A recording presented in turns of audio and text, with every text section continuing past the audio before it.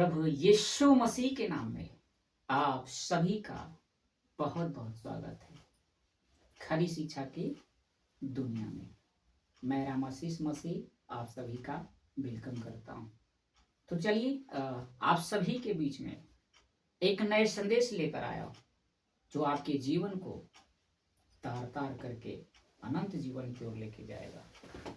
सभी तैयार हैं? जी। सभी हाथ उठाएंगे, तैयार हैं? जी।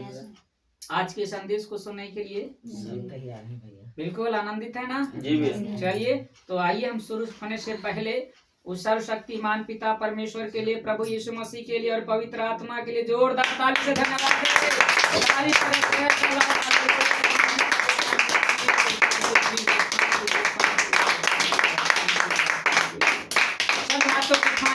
एक बार हाथों को उठा और बोले पिता परमेश्वर की जय, प्रभु यीशु मसीह की जय, पवित्र आत्मा की जय, आमेन। कैसा लग रहा है? ताली बजाते हैं यहाँ पर। चलिए तो आज के संदेश को आपके बीच में रख रहा हूँ। बाइबल ले लीजिए और पढ़ेंगे। आज का जो हमारा विषय है वो है जिस एक बात को आज फोकस करेंगे सभी लोग। जी भैया। जिस एक बात को आज नजरअंदाज करोगे वही एक बात भारी पड़ेगा मरने के बाद। बड़े ध्यान से समझिएगा। जिस एक बात को आज इस वक्त जो अभी 21वीं सदी चल रही है, आज नजरअंदाज करोगे तो मरने के बाद वही एक बात आपको भारी पड़ेगा। अब यहाँ पर सवाल उठता है कौन सी बातें? एक बातें बताइए। सवाल उठता है ना? जी भैया। आप सब पूछ सकते हैं कि कौन सी बातें जो हम नजरअंदाज करेंगे तो मरने के बाद यही बात भारी पड़ेगा? कौन सी बात? हाँ, ओके। तो मैं आज जो है 2 ग्रुप से बातें करूंगा। कितने ग्रुप से? 2 ग्रुप। कौन कौन है?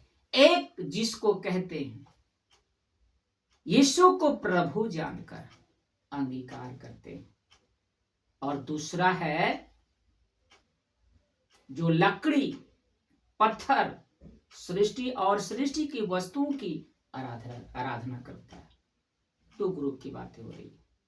एक मसीह जो यीशु को प्रभु जानकर अंगीकार किया है, उससे मैं कह रहा हूं कि अगर एक बात आज नजरअंदाज करते हैं तो ही एक बात जब मरोगे तो भारी पड़ जाएगा कि एक बात को मैंने ध्यान नहीं दिया, मैं तो लगा कि ऐसे ही बोला जा रहा था, हमने गौर नहीं किया, नजरअंदाज में ही उड़ा दिया, तो ही मरने के बाद क्या करेगा? भारी पड़ेगा। जो सृष्टि के वस्तुओं की जो आराधना करते हैं, पत्थर की, पेड़ की, है ना, उसकी बात कर रहा हूं। तो यहाँ 2 ग्रुप की बातें कर रहे हैं।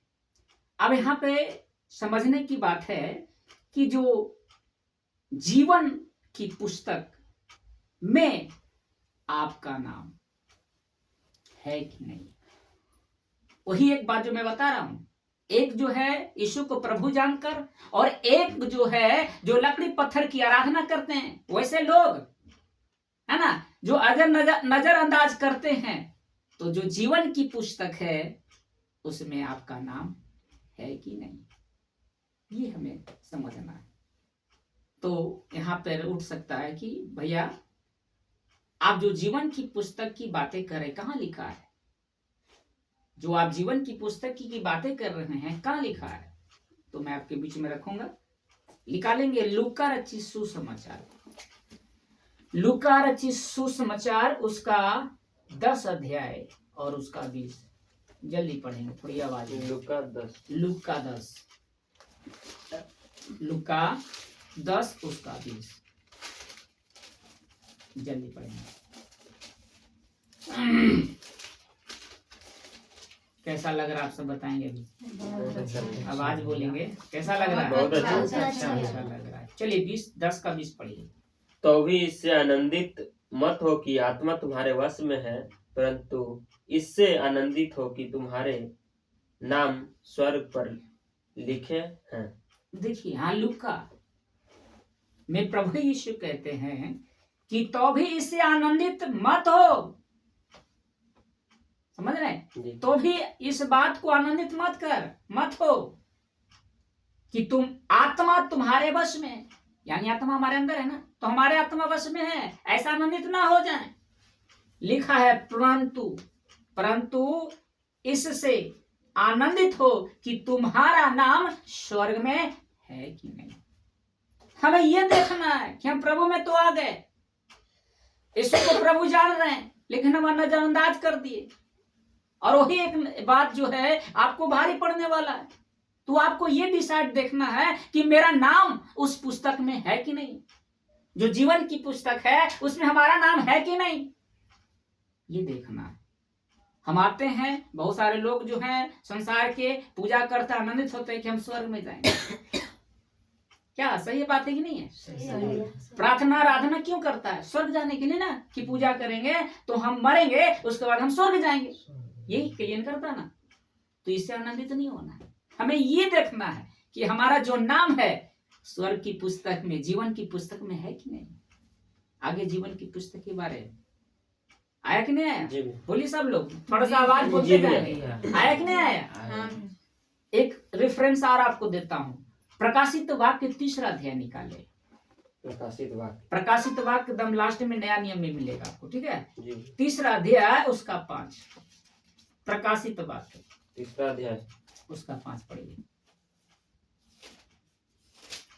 चलिए पढ़िए। जो जय पाए उसे इसी प्रकार श्वेत वस्त्र पहनाया जाएगा, और मैं उसका नाम जीवन की पुस्तक में से किसी रीति से न काटूंगा, पर उसका नाम अपने पिता और उसके स्वर्गदूत के सामने मान लूंगा।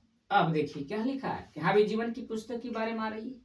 लुका में भी लिखा हुआ था जीवन की पुस्तक में, यानी एक वचन कई जगह मिल रहा है, इसका मतलब इम्पोर्टेंट है। अब एक वचन एक ही जगह रहा तो इम्पोर्टेंट नहीं है, लेकिन इसी वचन को कई जगह लिखा रहे तो इसका मतलब क्या है? जरूरी है, इम्पोर्टेंट है हमारे लिए, है कि नहीं है? इसलिए लिखा है प्रकाशित वाक्य में, यानी प्रभु यीशु यूहन्ना के द्वारा 3 अध्याय उसका 5 कहता है, मैं पढ़ रहा हूं, लिखा है कि जो जय पाए, यानी जो मृत्यु को पा लिया, जैसे हमारे प्रभु यीशु मृत्यु को भी जय प्राप्त कर लिया ना, जो जय पाए उसे इसी प्रकार श्वेत वस्त्र पहनाया जाएगा। यानी जो जय पाएगा उसी को श्वेत वस्त्र पहनाया जाएगा, अगर जो जय नहीं पाएगा उसको नहीं पहनाया जाएगा। और मैं उसका नाम जीवन की पुस्तक में किसी रीति से न काटूंगा। इसका मतलब कि आपका नाम जीवन की पुस्तक में लिख चुका है, अब कोई काट नहीं सकता। इसलिए प्रभु स्वयं करे कि मैं नहीं काटूंगा। अगर जो जय पाएगा इस पृथ्वी पर रहते हुए, समझ रहे हैं मेरे बात को, तो उसको जीवन की पुस्तक, उसको किसी रीति से उसका नाम मैं नहीं काटूंगा। और लिखा है, पर उसका नाम अपने पिता और उसके स्वर्गदूत के सामने मान लूंगा। यानी प्रभु यीशु मसीह पिता के सामने कहेगा कि मैं इसे जानता हूं, मैं इसे जानता हूं। प्रभु यीशु किसके सामने कहेगा? अपने पिता के सामने कहेगा कि ये जो लड़का है, ये जो है, मैं इसे जानता हूं। जब प्रभु यीशु मान लेगा तो पिता भी मान लेगा कि नहीं, ये जब मेरा पुत्र कह रहा है तो सच में ये जानता है। अगर पुत्र ही इनकार कर दे तो पिता कहेगा कि तू कौन है? हेलो बोलिए, नहीं पता है तो पुत्र यहाँ जरूरी है ना, कि पुत्र कह दिया तो हमारा नाम नहीं कटेगा। अभी तक कैसा लग रहा है? तो जीवन की पुस्तक में हमारा नाम होना ही चाहिए, होना नहीं चाहिए? तो उसके लिए जय प्राप्त करना ना है कि खाए पिएंगे मर गए और जय प्राप्त हो जाएगा, नहीं। जीते जी हमें इस पृथ्वी पर हमें जय प्राप्त करना है, जैसे प्रभु यीशु मसीह ने किया। आज हमें भी वैसा ही करना है। अब देखिए, नाम जो है ना बहुत इंपॉर्टेंट है। अब जब बच्चा जन्म लेता है, बच्चा पैदा होता है, बड़े ध्यान से समझिएगा, बच्चा जब पैदा होता है तो जन्म प्रमाण पत्र में उसका क्या होता है? नाम होता है। तब पता चलता है कि इसका जन्म इस दिन हुआ है। अगर जन्म प्रमाण पत्र में उसका नाम नहीं है तो कहेगा कि इसका नाम है, कि उसमें नाम नहीं है। तो बच्चा जैसे ही पैदा होता है तो जन्म प्रमाण के साथ बन जाता है। जब बच्चा स्कूल जाता है तो स्कूल के रजिस्टर पर उसका नाम होना ही चाहिए। अगर नाम नहीं है तो हम स्कूल के कहलाएंगे छात्रा? नहीं भी। तो नाम है तब ना। जी इसका नाम इम्पोर्टेंट है, हर जगह इम्पोर्टेंट है, पता चल रहा है ना जी अभी। भैया। जब बच्चा बड़ा होता है, आधार कार्ड, पैन कार्ड, समझ रहे मेरे बातों जी को, जी उसमें होना ही चाहिए। आधार कार्ड में, पैन कार्ड में, राशन कार्ड। अगर राशन कार्ड में नाम नहीं है आपको मिलेगा? नहीं। तो राशन कार्ड में नाम होना ही चाहिए। इलेक्शन कार्ड, उसमें भी नाम होना चाहिए। और पासपोर्ट, जो कार चलाता है उसको लिए ड्राइविंग लाइसेंस। ड्राइवरी लाइसेंस में उसका नाम होना चाहिए। तो नाम इंपॉर्टेंट है। अगर नाम नहीं है उसमें तो कोई वैल्यू नहीं, कोई वैल्यू नहीं। कुछ भी नहीं है। तो इसी प्रकार आपका भी नाम कहाँ होना चाहिए? स्वर्ग में, जीवन की पुस्तक में। अगर नहीं है तो कोई वैल्यू नहीं है, आपका कोई वैल्यू नहीं है। समझ रहे हैं यहाँ तक? जी भैया। समझ रहे कि नहीं? जो शादीशुदा करता है उसको क्या सर्टिफिकेट मिलता है? Marriage certificate. Marriage certificate. तो कोर्ट कह देता है कि इन दोनों की शादी हो चुकी है। अगर मैरिज सर्टिफिकेट में नहीं है तो शादी कहलाएगा? कहलाएगा? नहीं। तो नाम है तब ना, यानी उसमें नाम होना ही आपको चाहिए।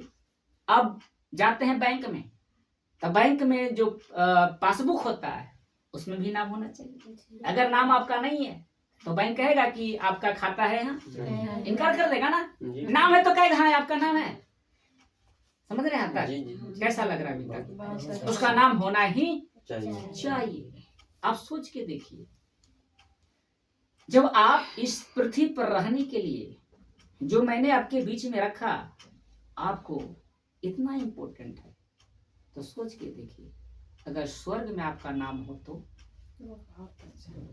अगर आधार कार्ड में आपका नाम नहीं होते हैं, चाहे राशन कार्ड में नहीं होता है, तो आप सुबह उठते हैं और लाइन में लगा देते कि कैसे करके मेरा बच्चा का नाम आना ही चाहिए, जैसे भी हो, है ना। जी। आप सुबह ही लग जाते हैं कि उस बच्चा का नाम मेरा होना चाहिए, मेरा नाम होना चाहिए। नहीं नाम रहेगा तो खाता नहीं खुले, पैसा नहीं आएगा, राशन नहीं मिलेगा, कई तरह का नहीं मिलेगा।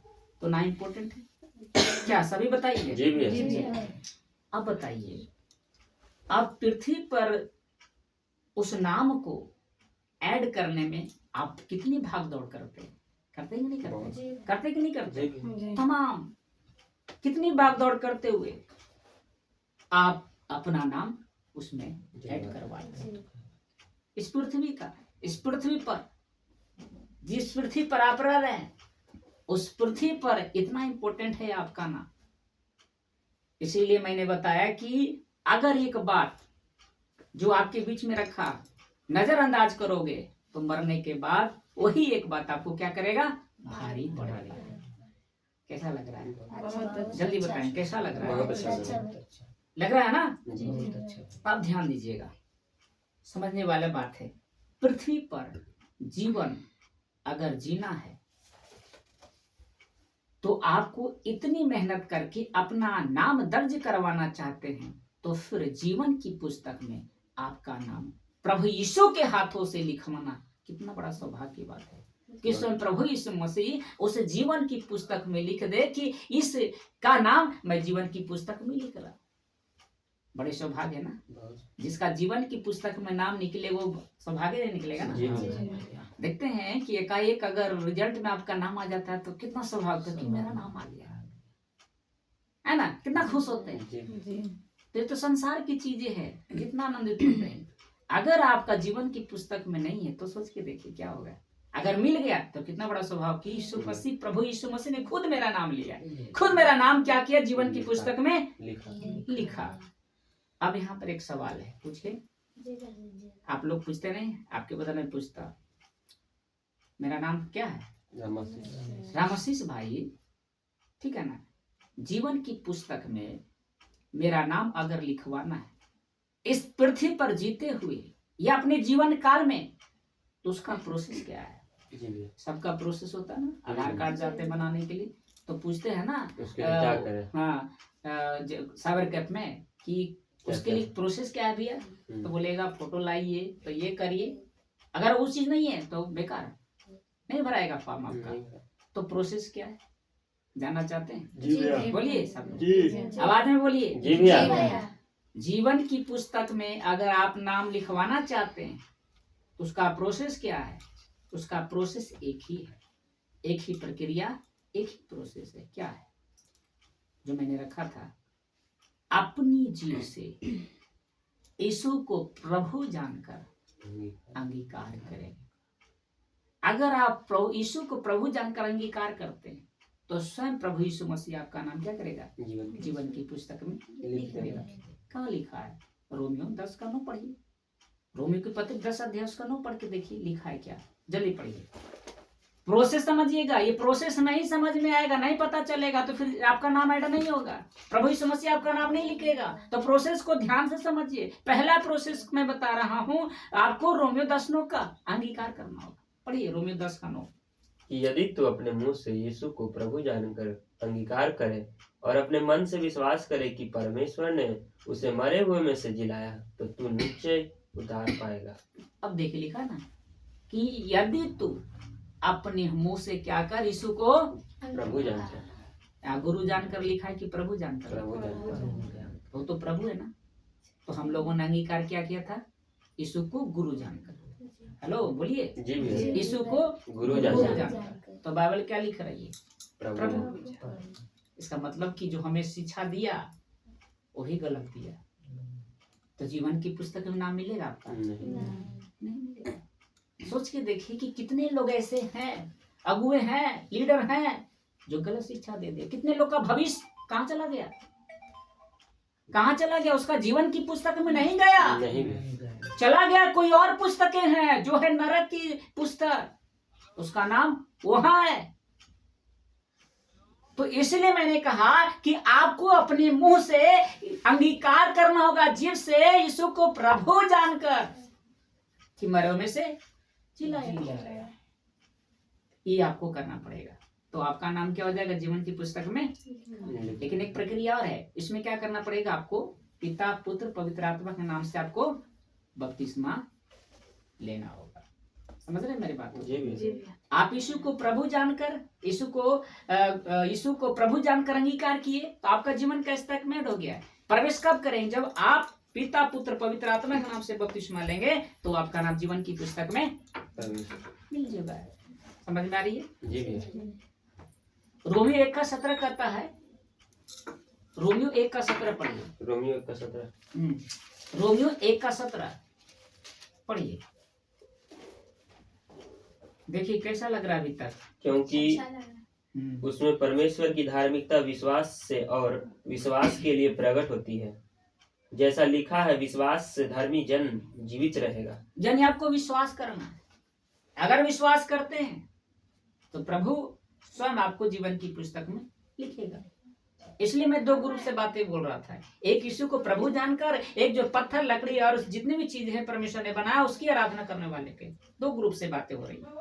तब दोनों ग्रुप को ध्यान देना। आप कहेगा ये भैया बोल रहे हैं, इससे क्या मतलब हमको? ये नजरअंदाज हो गया ना। आप सुनकर क्या किए? एक तो ऐसे ही बोल रहा है, बोलने तो नजरअंदाज कर दिए। जब मरोगे तो पता चलेगा कि मैंने उस दिन इस बात को समझ लेता है। इस पीड़ाओं में आपको पता होगा धनी और निर्धन लागर की कहानी आपको पता है? जी भैया। कहाँ पता? उसको पता चला जब वो नरक में मिला। नरक में उसको एहसास हुआ कि मैंने उस बात को नजरअंदाज कर दिया। जब बाद में पछताया तो कोई फायदा नहीं, बोला अब तो नहीं हो सकता है, अब कोई उपाय नहीं। क्योंकि स्वर्ग और नरक के बीच में बहुत बड़ा खाई है, बहुत बड़ा गहरा है। ना तो वो आ सकता है ना ये वहां जा सकता है, कोई नहीं जा सकता। बहुत बीच में खाई है नरक और स्वर्ग में, बहुत फर्क है। और एक वचन देंगे इब्रानियों 11:6, उसमें भी लिखा है विश्वास करना, विश्वास बिना परमेश्वर को प्रसन्न करना अनहोना है। क्योंकि परमेश्वर के पास आने वाले को क्या करना चाहिए? विश्वास करना चाहिए। लिखा है कि नहीं लिखा है? इब्रानियों 11:6 में लिखा है। मैं रेफरेंस आपको दे रहा ताकि आपको पता चले कि बाइबल में लिखा हुआ। ऐसे मैं नहीं बोल रहा कि चलो भाई भैया आप बोल रहे हैं, है होता है ना, मन से आप बोल रहे हैं। बिना उसे प्रसन्न करना अनहोना है, क्योंकि परमेश्वर के पास आने वाले को विश्वास करना चाहिए कि वह है और अपने खोजने वाले को प्रतिफल देता है। लिखा है कि नहीं लिखा है? आपको विश्वास कर लिए तो यीशु स्वयं पुकार के कहेगा कि मैं इसे जानता हूँ, पिता के सामने क्या करेगा, स्वीकार कर लेगा कि मैं इसे जानता जानता हूँ। हूँ। तो जितने यहाँ पर आए क्या विश्वास करते कि नहीं करते? जी भी। विश्वास लेकर आए ना, जी जी। विश्वास बिना है नहीं भी। हर चीज में क्या होता है, विश्वास। विश्वास क्योंकि विश्वास से ही हम परमेश्वर को प्रसन्न कर सकते हैं। अगर हम विश्वास नहीं करते तो परमेश्वर को हम प्रसन्न नहीं कर सकते। दान दशमान से प्रसन्न नहीं होता है। बहुत लोग होता है कि हम भेंट देंगे तो परमेश्वर प्रसन्न हो जाएगा, नहीं, वो विश्वास करने से होता है, आपको परमेश्वर प्रसन्न हो जाएगा। ठीक है ना। एक लिखा है प्रकाशित वाक्य 13 काठ, प्रकाशित वाक्य 13 काठ में आज का वचन बड़े ध्यान से समझिएगा। 13 काठ पढ़िए, पेज नंबर आपको 354 है। देखिए लिखा है 13 का 8। हाँ 13 काठ पढ़िए। पृथ्वी के वे सब रहने वाले जिनके नाम से मेमने के जीवन की पुस्तक में लिखे नहीं गए, जो जगत की उत्पत्ति के समय से घात हुआ है, उस पशु की पूजा करेंगे। देखिए लिखा है प्रकाशित वाक्य में, पृथ्वी के सब रहने वाले, जितने भी जाति हैं, सब रहने वाले जिनके नाम उस मेमने की जीवन की पुस्तक में लिखे नहीं गए, जितने भी थे उसका एक भी नाम उस जीवन की पुस्तक में नहीं मिला।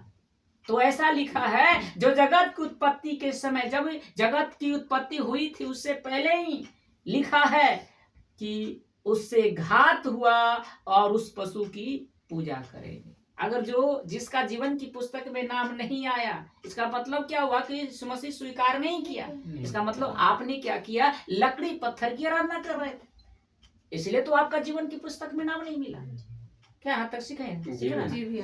अगर आप अंगीकार करते, विश्वास करते, तो यीशु स्वयं कह रहा है कि मैं अपने जीवन की पुस्तक में उसका नाम नहीं काटूंगा, मैं स्वयं लिखूंगा, लिखा है ना। लेकिन नहीं नाम मिला, इसका मतलब किसकी आराधना कर रहे थे?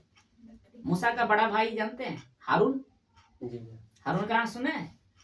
हारून ने क्या किया, जब मूसा परमेश्वर के पास गया तो नहीं लौटा, तो लोगों ने कहा कि अब मेरा दिशा कौन दिखाएगा। तो हारून ने क्या किया कि सभी को बोला कि जो गहना है लाओ मेरे पास, और गहना ला करके उसको गला कर क्या बनाया पता है, सोने का बछड़ा बना दिया, सोने का बछड़ा बना दिया, और कहता है हारून कि ये परमेश्वर है। अब बताइए, कोई भी बछड़ा परमेश्वर हो सकता है? चाहे सोना का, हीरा का, चांदी का, कुछ का हो, वो परमेश्वर हो सकता है? तो वो हारून ने लोगों से कहा कि ये परमेश्वर है। तो जो उसकी सेवा करेगा, उसकी आराधना करेगा, प्रभु यीशु मसीह लिखेगा उसका नाम, उसका जीवन की पुस्तक में मिलेगा। तो जितने भी संसार में जो उसकी आराधना कर रहा है, सब कह रहा है कि मैं अच्छा काम कर रहा हूं तो मेरा नाम स्वर्ग में होगा। कर रहा है सेवा, किसकी आराधना, किसकी पूजा कर रहा है, और थोड़ी सी गरीब को मदद किया तो उसको लगता हो कि हम स्वर्ग में जाएंगे। लेकिन प्रभु यीशु मसीह कर उसका नाम नहीं मिलेगा, क्योंकि उसने किसकी सेवा की? हारून किसकी सेवा करवा दिया? उस पत्थर की, उस मूर्ति की। उसके चलते 3000 लोग मारे गए थे उसके कारण। समझ रहे हैं यहाँ तक? एक और वचन पढ़िए, 17 काठ, इसी का 17 काठ, इसी में 17 काठ पढ़िए। जो पशु तूने देखा है वह पहले तो था पर अब नहीं है, और अथाह कुंड से निकलकर विनाश में पड़ेगा, और पृथ्वी में रहने वाले जिनके नाम जगत की उत्पत्ति के समय से जीवन की पुस्तक में लिखे नहीं गए, इस पशु की यह दशा देखकर कि पहले था और अब नहीं है और फिर आ जाएगा, अचंभा करेगा। कैसा लिखा, समझ में आ रहा है?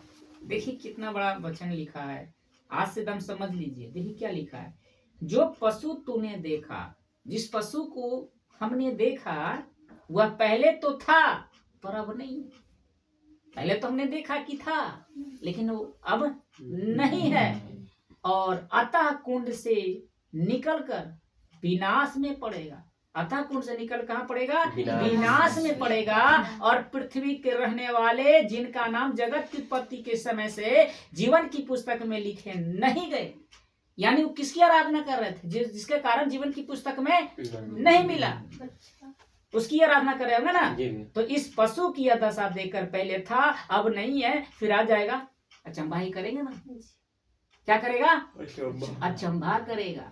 यहाँ तक सब ठीक है? जी। समझ में आ रही है? यहाँ तक बताते जी जाइएगा। भैया। जीवन की पुस्तक आप कई बार वचन में देख रहे हैं, इसका जिक्र पुराने नियम में भी लिखा है।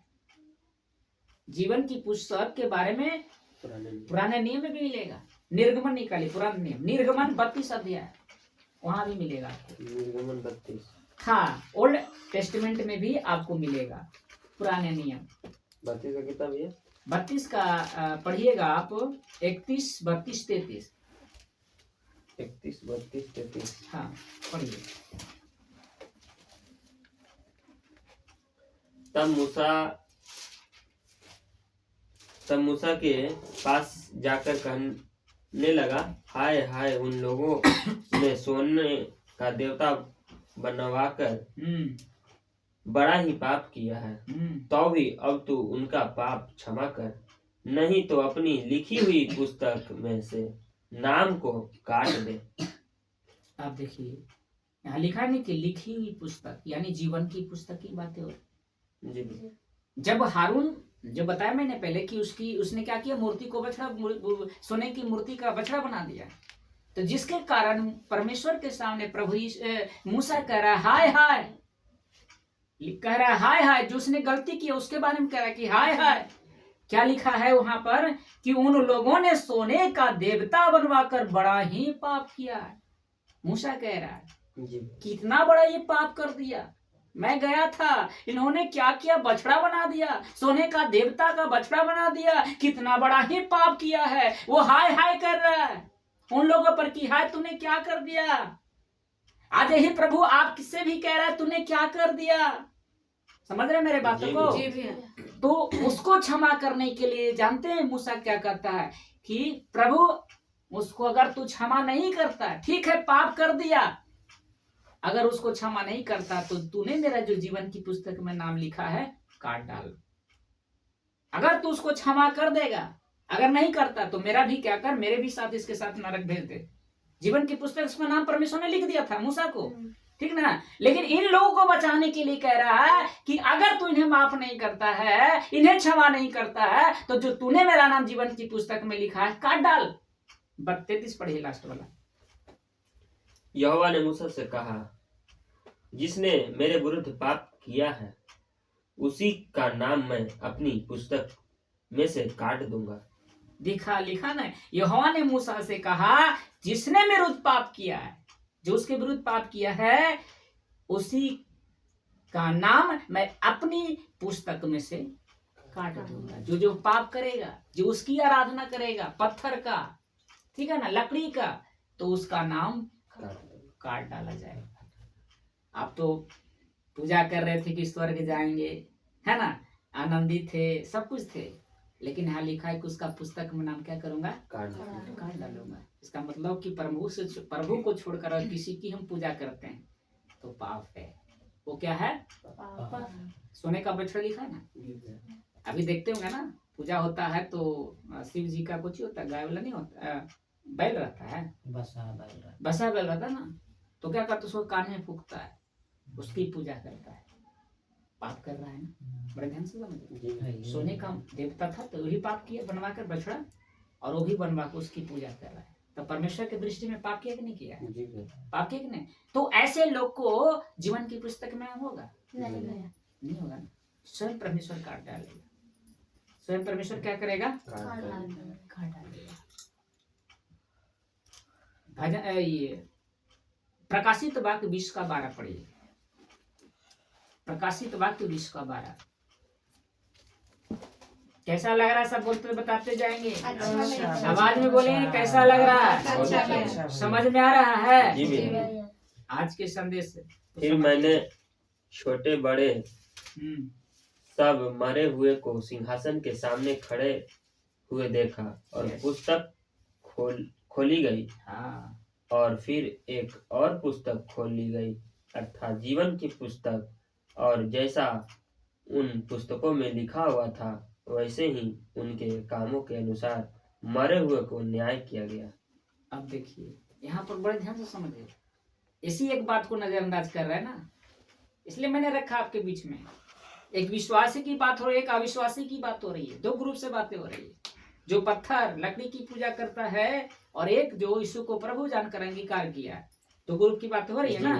तो यहाँ पर कैसा लिखा है, ये दर्शन कौन देख रहा है? यूहन्ना, जो यीशु मसीह का चेला था, वो दर्शन देख रहा है। और प्रकाशित वाक्य क्या है? ये भविष्य वक्ता की पुस्तक है, भविष्य की पुस्तक है। जो हो लिखा है वो होगा, जो इस पुस्तक में प्रकाशित वाक्य में लिख दिया है वो होकर ही रहेगा।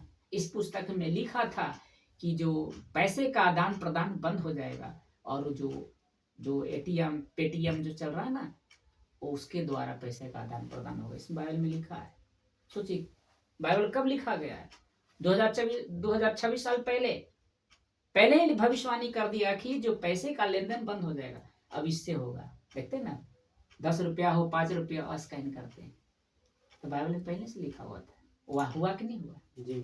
कोरोना वायरस जो आया, बाइबल में लिखा था। जगह जगह भूकंप होगा, हो रहा है कि नहीं? एक देश दूसरे देश की लड़ाई करेगी, इसमें लिखा है। हो रहा है कि नहीं हो रहा है? यानी सब जो भविष्यवाणी इसमें लिखा गया वो हो रहा है। तो ये भी होगा, जो आज मैं बता रहा हूं ये भी होने वाला है। याद रखिएगा, जितने भी यहाँ पर सुन रहे हैं, ये होकर ही रहेगा। अगर आप नजर आ गए तो लिखल किताब में ना भाई, इससे क्या मतलब है? तो नजरअंदाज कर दिए ना, ये लिखा को नजरअंदाज कर दिए ना। आप सोच के देखिए कि कितने अगुए हैं, कितने जो लीडर हैं, कितने जो पास्टर है, इसको छोड़ दिया, तो इसको छोड़ दो। आप सोच के देखिए, नजरअंदाज कर दिया ना मेरे भाई। जी बोलिए सब लोग, जी ये नजरअंदाज कर दिए ना। कि तो लिखा हुआ, लिखा से क्या हुई? तो पुराना भात हो गया, हम नया नया भात खाएंगे। अब बताइए, अब नया नया भात खाने वाले को प्रभु यीशु मसीह जीवन की पुस्तक में नाम लिखेगा? नहीं। कहे नया नया भात खाता ना, तेरे लिए पुस्तक और लिख दिया है। वो कौन पुस्तक है? नरक की पुस्तक। देखिए यहाँ पर लिखा हुआ है, साफ साफ लिखा है। देखिए 20 का 12 पढ़ रहे थे ना, देखिए लिखा है, फिर मैंने छोटे बड़े सब मरे हुओं को, यानी जो बच्चा छोटे मर गया था, बड़े जो बुढ़ापा में मर गया था, क्या देखा? कि सिंहासन के सामने खड़े हुए देखा। ये यूहन्ना स्वप्न देख रहा है। स्वप्न मतलब दर्शन देख रहा है कि जितने भी छोटे से बड़े मरा हुआ था, सब परमेश्वर के सिंहासन में खड़ा है। सब प्रभु जो परमेश्वर का सिंहासन बोलते हैं, स्वर्ग में उसका सिंहासन है, पृथ्वी उनकी चौकी है, जानते हैं ना। तो जितने भी मरे पड़े थे, दादा परदादा, जितने भी हमारे लोग, जब से सृष्टि की उत्पत्ति हुई है तब से लेकर, जितने भी छोटे से लेके बड़े मरे हुए थे, सब परमेश्वर की सिंहासन के सामने खड़ा है। और क्या लिखा है? खड़ा है और पुस्तकें खोली गई, यानी बहुत सारे पुस्तक है, पुस्तकें बहुवचन, पुस्तकें खोली गई। और लिखा है फिर एक और पुस्तक खोली गई, यानी एक और पुस्तक है। वो पुस्तक अलग है, ये पुस्तक अलग है, खोली गई, अर्थात जीवन की पुस्तक। यानी जीवन की पुस्तक खोला गया, वो भी नरक की पुस्तक बोला, वो भी खोला गया। और लास्ट में क्या खोला गया?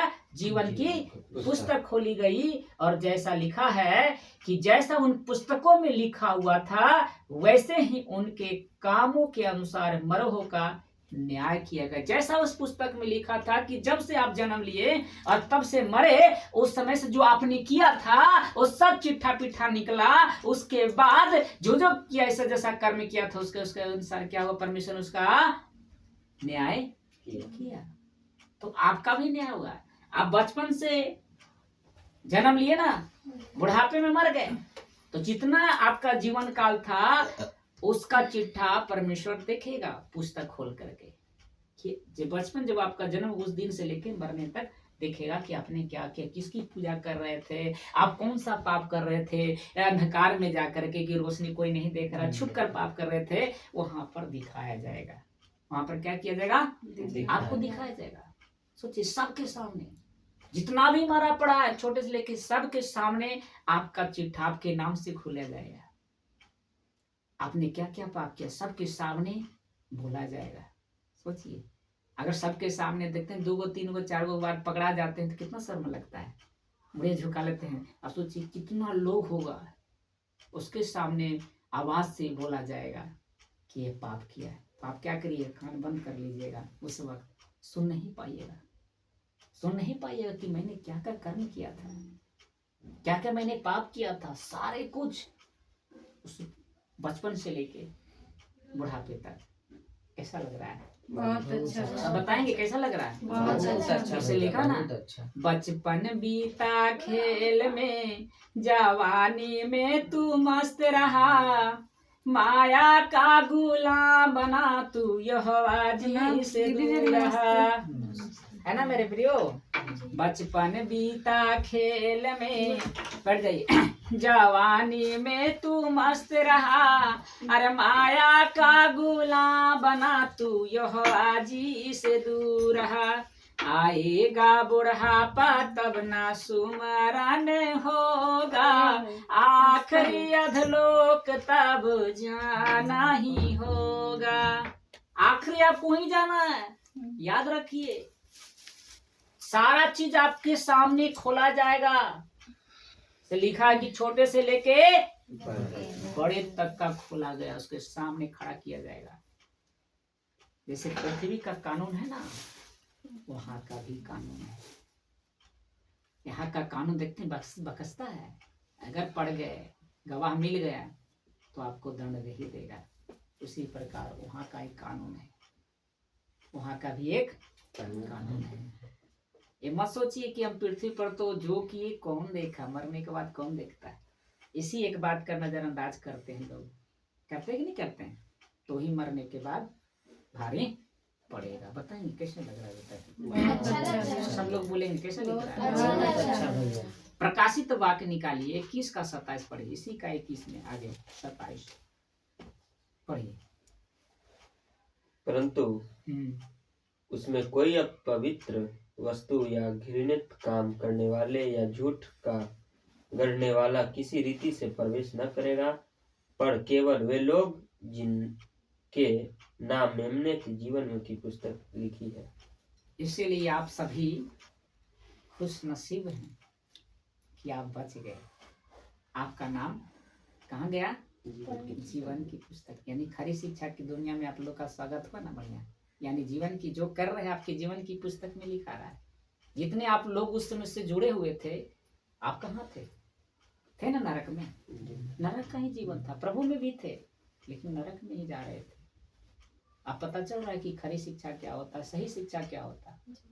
समझ में आ रहा होगा आप लोगों को। देखिए क्या लिखा है 27 में, परंतु उसमें कोई अपवित्र वस्तु, जो कोई अपवित्र है वो प्रवेश नहीं करेगा।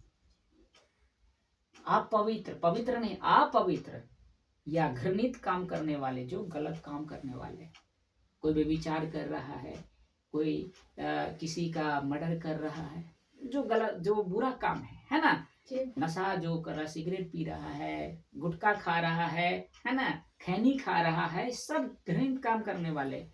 क्या और लिखा है झूठ का गढ़ने वाले, यानी जो झूठ पर झूठ, खाली सिर्फ दिन में हमेशा झूठ ही बोलता रहता, कुछ बात में झूठे ही बोलेगा।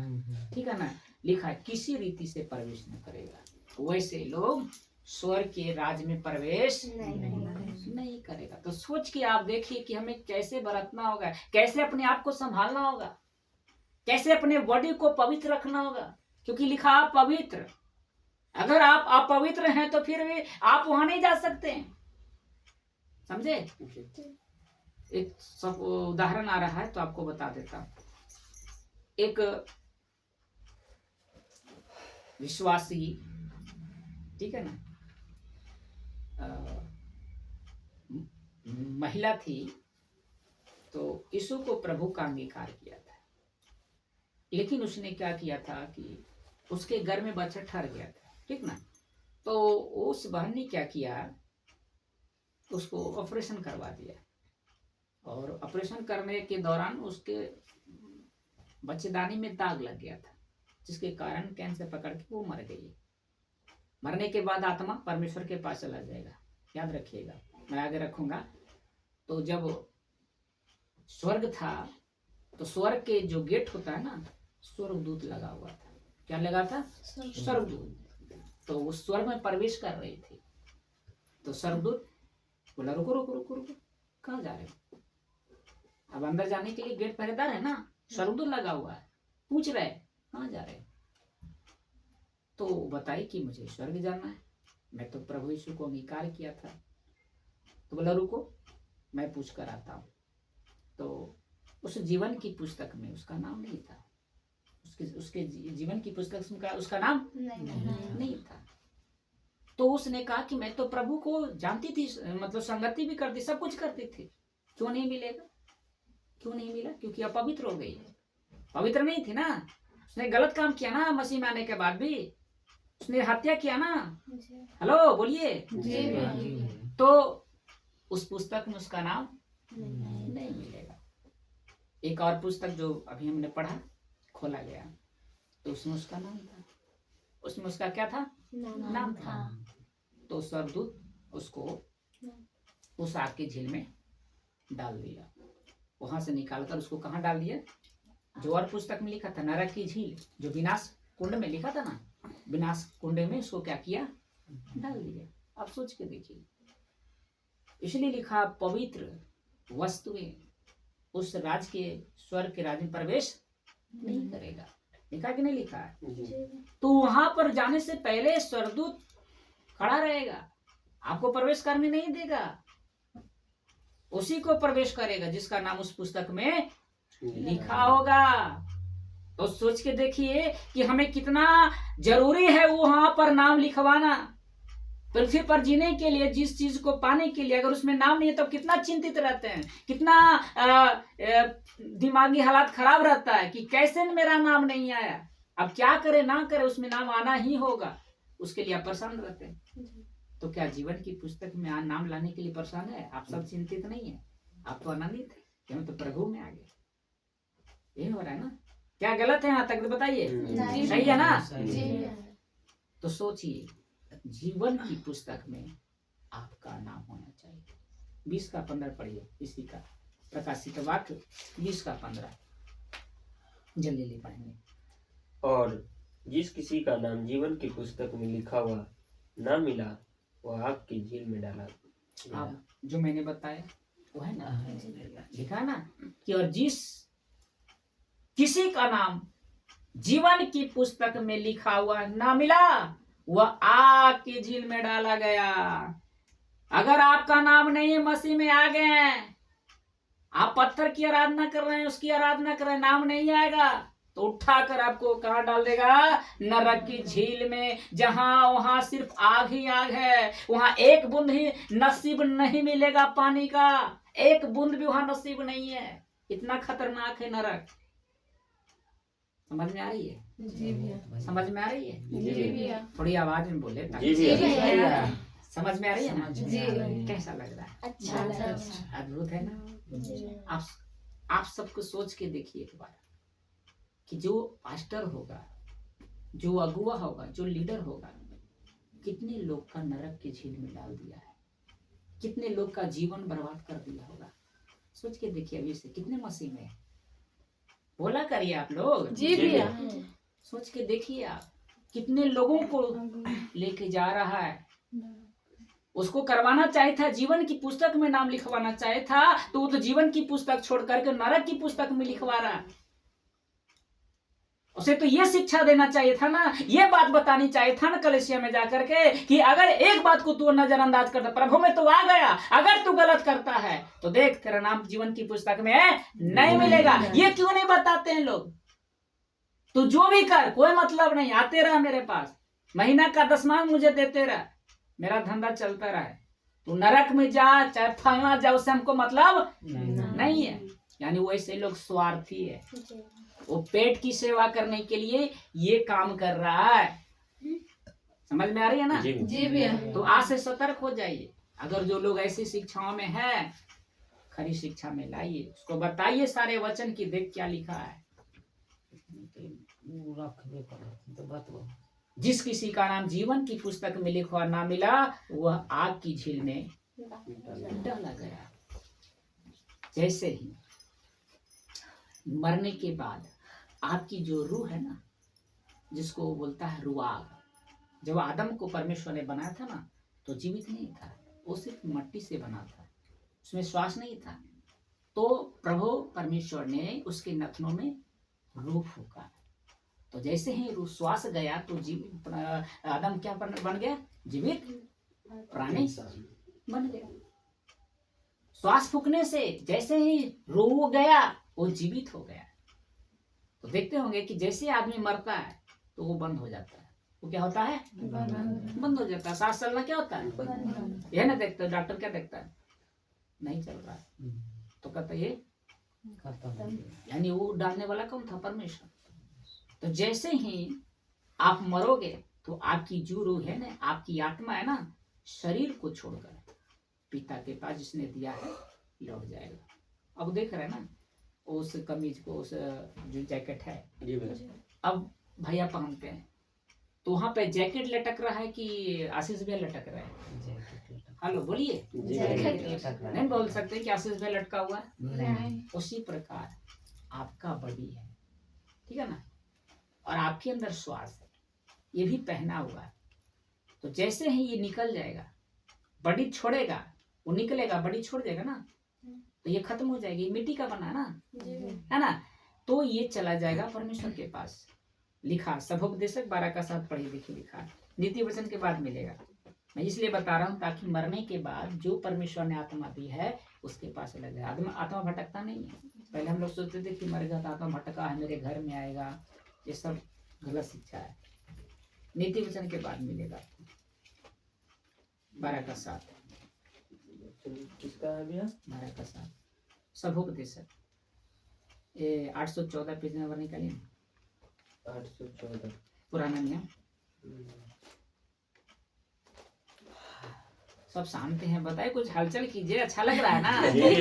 आप लोगों को अच्छा लग रहा है एकदम सादम। सभोपदेशक का भैया कितना? 12:7 पढ़िए।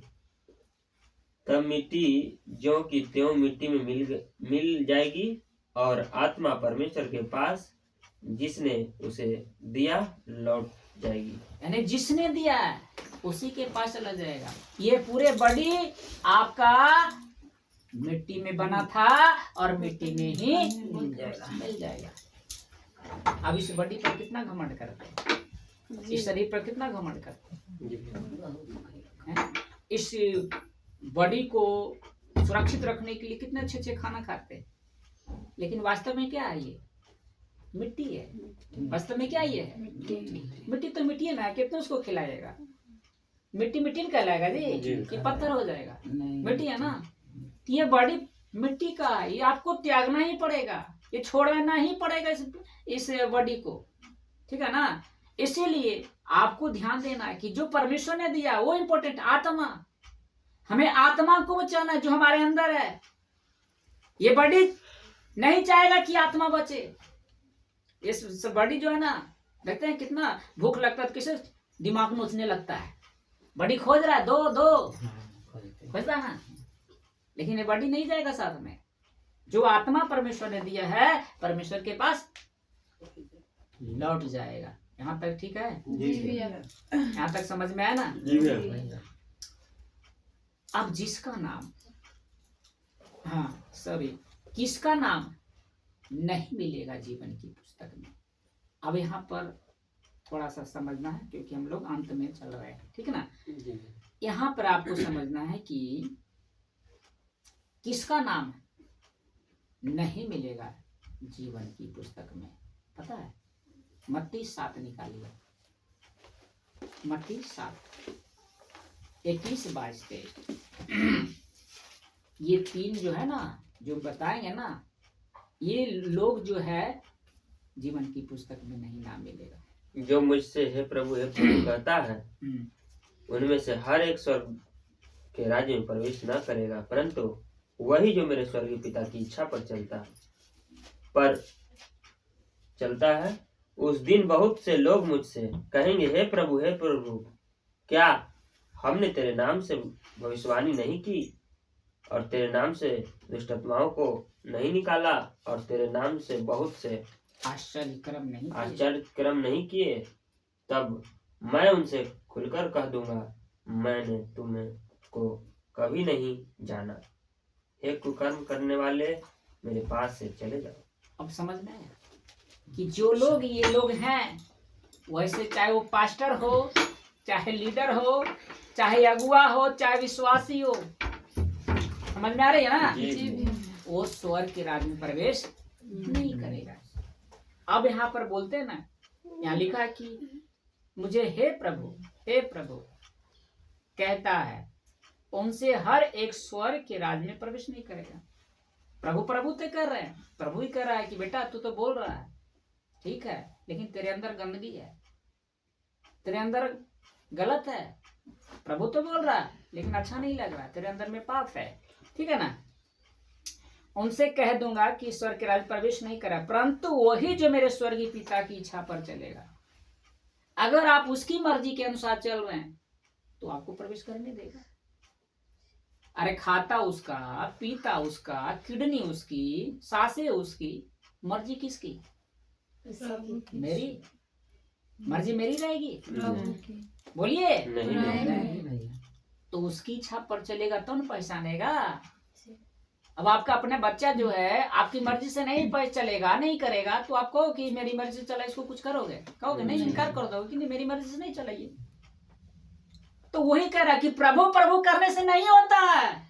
सब कहता है पाप ही करा प्रभु, वो प्रभु नहीं जानेगा कि तू क्या कह रहा है, लेकिन उसी को पहचानेगा जो उसकी इच्छा पर चलता है। उसकी इच्छा क्या है उसके अनुसार जियो, जो कहता है करो, है ना, तो पहचानेगा। अब यहाँ पर 22 में लिखा है कि उस दिन बहुत से लोग, उस दिन जैसे देखे थे ना कि प्रकाशित वाक्य में लिखा था कि छोटे से बड़े सिंहासन के सामने खड़ा हुआ, लिखा था ना। तो बहुत से लोग कहेंगे, क्या कहेंगे कि हे प्रभु क्या हमने तेरे नाम से भविष्यवाणी नहीं की? वो कहेगा कि नहीं की। क्या तेरे नाम से दुष्ट आत्माओं को नहीं निकाला? समझ में आ रही है? और लिखा है कि तेरे नाम से बहुत आश्चर्य नहीं किए। आप उस दिन कहोगे कि मैं तो आपके नाम से दुष्ट आत्मा निकालता था, बड़ा बड़ा मेरिकल करके दिखाता था, लंगड़ों को मैं चला दिया, मुर्दों तक हम जिंदा कर दिए। आप प्रभु से कहोगे कि प्रभु मैं तेरे नाम से, है ना, वो भी जानते किसका नाम लेता? यीशु के नाम लेता, कभी नहीं जाएगा। यीशु के नाम से दुष्ट आत्मा कभी नहीं निकलेगा। आपको प्रभु यीशु बोलना होगा। लेकिन हम लोग क्या बोलते थे? यीशु के नाम से निकल जा। समझिए कि कौन कर रहा था?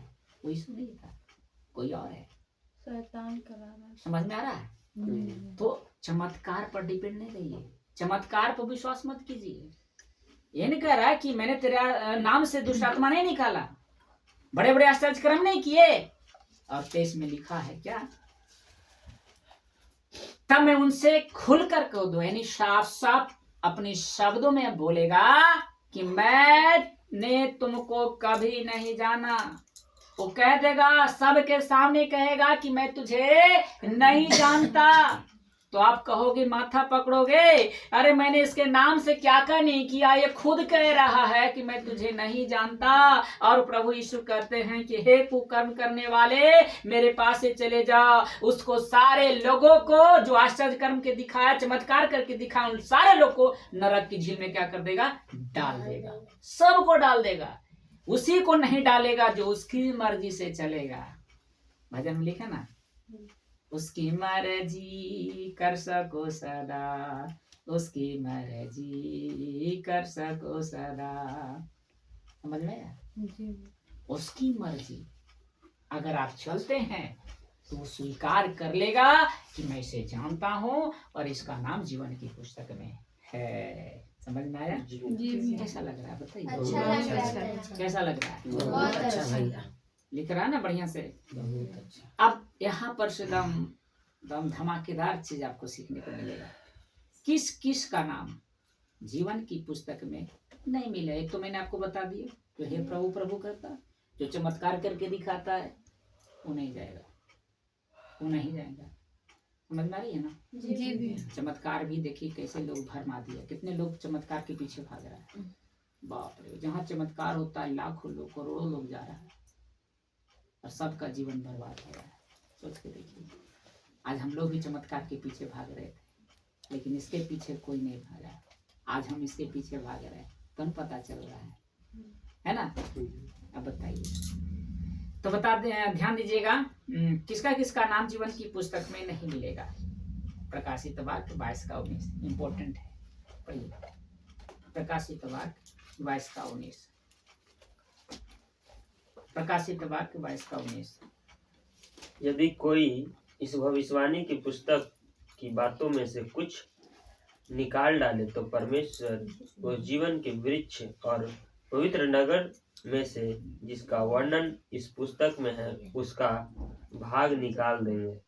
देखिए क्या कह रहा है प्रकाशित में, अगर इसमें से हम कुछ निकाल देते या जोड़ देते, अगर इसमें से हम कुछ निकाल देते हैं या कुछ ऐड अपने से कर देते हैं, तो साफ साफ लिखा है पुस्तक में कि उसका भाग क्या करूंगा, निकाल दूंगा। उसको क्या करेगा, जीवन की पुस्तक से क्या करेगा, निकाल देगा। इसके अनुसार ही आपको जीना, ना तो इसमें कुछ जोड़ना ना कुछ घटाना, ये जो कहता है वही आपको करना है। तो सोच के आप देखिए कितने लोग हैं जो ये कहता कर रहा है, ये जो कहता करता है कोई निकाल रहा है ना, जोड़ रहा है, ऐड कर रहा है। अब तो बड़े बड़े अगुए बन गए, वो तो बाइबल को छुए नहीं करता है, वो तो बड़ा बड़ा मुंह से बोल देता हो गया। सोच के देखिए, इसे जोड़ रहा है ना, इसको साइड कर दिया तो उसका भी भाग उस जीवन की पुस्तक से क्या करेगा, निकाल देगा। अब तैयार हो जाइए। देखिए पहला, दूसरा है, यहाँ से पहला तो मैंने बात, दूसरा अन्य भाषा बोलने वाला, समझ में आ रही है? जितने लोग अन्य भाषा बोलते उसका नाम क्या करेगा, जीवन की पुस्तक से काट डाला जाएगा। उसका भाग क्या करेगा, जीवन की पुस्तक से निकाल देगा। सोच के देखिए, आज 90% जो है इस भाषा में पढ़ा हुआ है। 90%, 90% से कम नहीं है। चाहे वो बड़ा पास्टर हो, चाहे छोटा पास्टर हो, चाहे बड़ा लीडर हो, चाहे छोटा लीडर हो, चाहे बड़ा अगुआ हो, चाहे छोटा अगुआ हो, सबके सब इसमें क्या है, फंसा हुआ है ना, फंसा हुआ। तो जितने लोग ये भाषा बोलते हैं वो लोग को जीवन की पुस्तक में से निकाल दिया जाएगा। तो आप बच गए ना, बचे कि नहीं बचे? जी भैया। बच्चे बोलिए जी भैया। अब आपका परमेश्वर नाम निकालेगा नहीं भैया। क्योंकि हम उससे निकल गए, बाहर आ गए, हम नहीं निकलेंगे। तो जितने भी रबा रबा सबा सबा बोलता है वो सब नरक की झील में मिलेगा, नरक की झील में। चाहे वो राहुल भैया क्यों ना हो, चाहे बड़े सर क्यों ना हो, वहां तक वो इसमें मिलेगा। यहाँ बड़ा सर कोई नहीं है, बड़ा एक ही है, वो है परमेश्वर। मैं बड़ा नहीं हूँ, मैं एक इंसान हूँ, ठीक है ना। हम परमेश्वर नहीं बन सकते हैं। आज अगू अपने आप को प्रोफेट बोलता है, मैं प्रोफेट हूँ, है ना, मैं बिशप हूँ, मैं परमेश्वर हूँ। जितने लोग बोलने वाला है सब वहां मिलेगा, सब नरक की झील मिलेगा। इसलिए उस दिन बोलेगा ना कि मैं तेरे नाम से दुष्ट आत्मा नहीं निकाला, वो पास्टर बोलेगा, वो खुद बोलेगा कि मैंने तो बड़े बड़े चमत्कार करके दिखाया है। प्रभु यीशु कहेगा मैं तुझे नहीं जानता, इनकार कर देगा। सही समय पर वो इनकार कर देगा।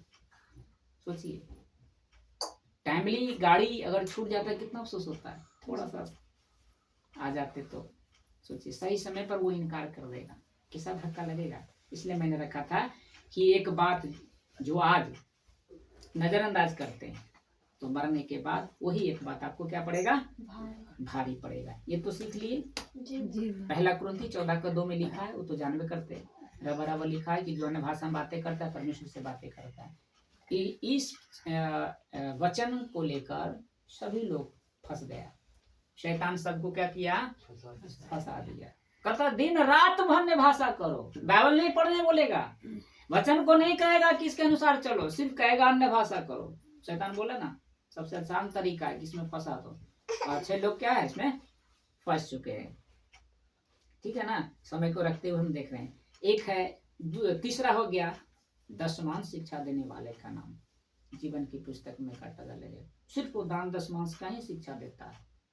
नया जन मसीह आया, पहले तो बोलेगा अंगीकार करिए, गुरु बना देगा, ये गलत किया। दूसरे बात क्या बोलेगा, अन्य भाषा करो, ये गड़बड़ कर दिया। अब तीसरा दान दशमांश का शिक्षा शुरू। आते ही बीज बोने का ये शिक्षा पढ़ देगा। वो भी कौन वचन लेगा, मलाकी 3:10। मलाकी 3:10 में लिखा है ना कि सारे दशमांश भंडार में लेके आओ, है ना। वो लेवियों को था, वो इजरायलियों के लिए था। हम नहीं जाते, हम इजरायली हैं, हम नहीं जाते। तो अन्य जाति में पौलुस कहाँ लिखा है कि तुम दशमांश दो। उसने लिखा है कि अगर देना है तो अपनी मर्जी से दो, है ना, स्वेच्छा से दो। तो टैग क्यों लगा देते हैं, 10% देना है, महीने ही देना, हम 20% नहीं देंगे, हमारी मर्जी। हेलो बोलिए। जी मेरी मर्जी प्रभु, प्रभु का मेरा मन है कि मेरे पास इतना पैसा प्रभु के राज में देंगे। 10 क्यों देंगे, 20 देंगे, है ना। आज ही क्यों देंगे, कल हम देंगे। कर 1 महीना नहीं देंगे, 2 महीना के बाद देंगे। जी तो यहाँ क्यों कहता है लोग कि महीने महीने आपको देना। ये व्यवस्था के दायरे में आता है। तो जितने भी ये शिक्षा देने वाले वो भी आपको नरक में मिलेगा आपको, ठीक है ना। समझ में आ रही है ना। जी जी भैया। तीसरा है बाहरी आराधना करने वाले के नाम, उसका भी जीवन की पुस्तक में काट डालेगा। जो बाहरी आराधना, जो देखते हैं हिंदी फिल्मी का गाना बनाकर डांस करता है ना। जो बच्चे को जो मसीह है 10 साल का 20 साल का, उसको भी डांस में लेके चल जाता है कि परमेश्वर के लिए नाचो गाओ। वो किसका बोलता है, दाऊद कैसे नाचता था, तुम भी नाचो। पता है, उसको वचन में लवलीन करना चाहे तो उसको कहाँ फंसा दिया लोगों ने, डांस करो। तो जितने भी आराधना करने वाला, देखिए घंटों लोग कहता है आराधना करता है, बैंजो बजा कर डांस करेगा, खूब करेगा, फंस गया ना। तो ये सभी नरक में मिलेगा। और 5वां है पवित्र आत्मा का मजाक करने वाले। जो पवित्र आत्मा का मजाक करता, देखते हैं ना बड़े बड़े चर्च में कि हाथ रखता है, नीचे गिरता, छटपटाने लगता है मिर्गी आ गया था, देखा ना, जी पूरा छटपटाने लगता है, क्या हो गया। जितने भी ये सब प्रॉफिट करता है, जितने भी ये सब करता है, वो सभी उस जीवन की पुस्तक में से काट डाला जाएगा, उसका नाम हटा दिया जाएगा। इसलिए जांचिए, परखिए। अंतिम चल रहा है, ठीक है ना। आप लोग को अंतिम बातें बता रहा हूँ, परखिए। आपको परखना है कि कौन सी आत्मा ये कर रहा है। लास्ट वचन पढ़कर समाप्त करते। पहले ही होना 4 का 1 पढ़ दीजिए। पहले ही होना 4 का 1 कैसा लग रहा है, जल्दी बताइए। अच्छा। आज का संदेश कैसा लगा है? बहुत अच्छा। अच्छा, एक वचन और पढ़िए जल्दी। 4 का 1 लिखिए। पहले ही है ना। हाँ, पेज नंबर 335 पढ़िए ना। इसलिए जांचिए।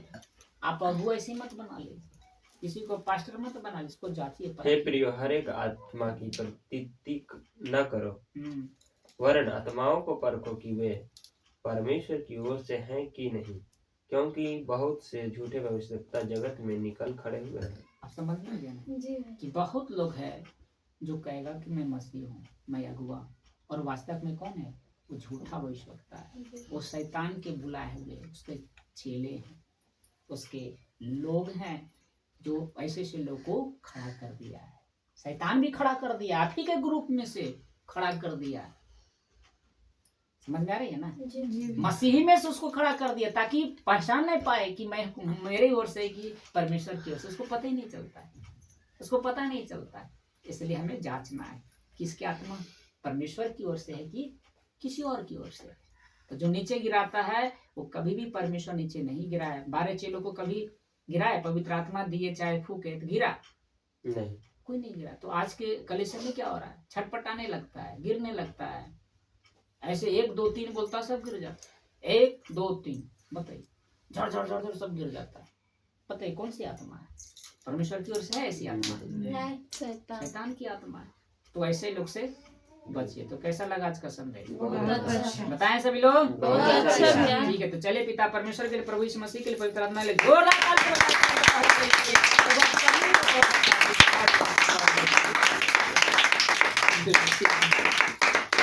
बताइए ऐसी शिक्षा